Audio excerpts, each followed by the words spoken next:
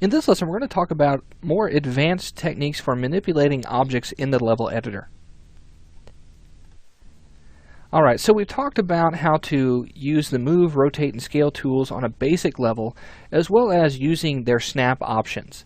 Now we want to talk about how to manipulate objects or transform our objects in their local space and their world space. And we'll talk about what that means exactly and how it's going to be helpful. So to get started, let's take our chair here, and let's say that I want to flip it upside down and put it onto this table. But let's say that I want to do it in kind of a 45-degree angle to where it's out over here. So the first thing that I'm going to do is I'm going to rotate this. I'm going to hold down the E key, and I'm going to rotate that. And I'm going to rotate it in the X direction. Okay, and I'm just going to rotate that 180 degrees to where it flips upside down here. And then on my Z-axis, I'm going to rotate that, let's say 30 degrees. Now if I grab my Move tool, okay, or hit W on the keyboard, notice that the Move tool itself, the gizmo, is still facing in the world direction of X, Y, and Z. Now you can definitely see that with this compass right here. You can see the X is facing down that way, Y, and Z. All right, now what I want to do is I want to change my Move gizmo to where it is in the local space, to where it's actually facing the current direction of the object.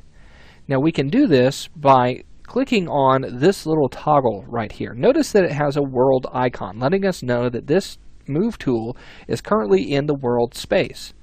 Left click on that and it's going to change to this little cube, letting us know that that is in the object's space or local space. Okay. Now notice how the Move tool has changed. Now the Z is pointing down, the X direction is facing forward for the chair, and then the Y direction is facing down the left. Let's go ahead and grab our Z direction. Let's just pull that up, and then I'm going to position that using my Y axis, pull that over there, and then push it forward in the Z, or excuse me, in the X, and then we'll position this up just like so. All right. So there is that. So now we've positioned that using those local directions. Let's go ahead and take our snapping. Let's just turn that off and we'll position that to where it's right on that table there. Now, let's say that we want to parent all of this together. Let's say that whenever we move our table, we want that chair to come along with it, and even this statue here. So we can do this with parenting. And what parenting is going to do is it's kind of like grouping objects together, but I don't think grouping is the right word. Parenting is the best for that. So to do this, what we'll do is we'll go to our scene outliner here.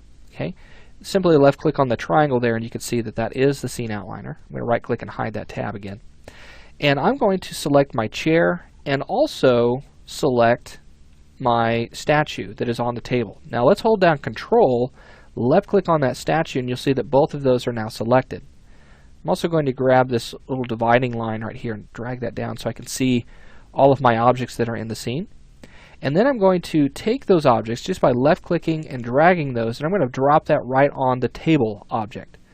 Notice how we now have our table, and then underneath we have this little indentation with the statue and the chair. That's letting us know that these are parented together. I could even collapse that by clicking on this little triangle, and it will only show me my table, but the arrow is telling me that there is something parented to this. So now if I select the table on its own, that chair and that statue are going to move along with it. Okay, and that could be very, very helpful at later times whenever you are developing your levels.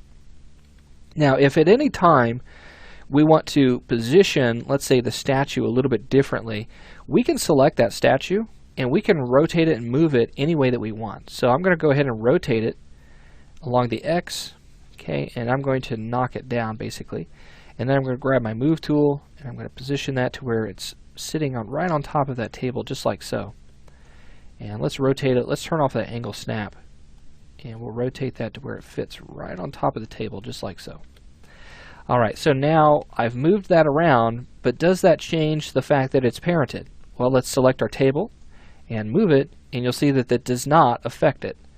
So you can freely move your children, get those positioned, but still move the parent object, which is the table, and all of those will follow along.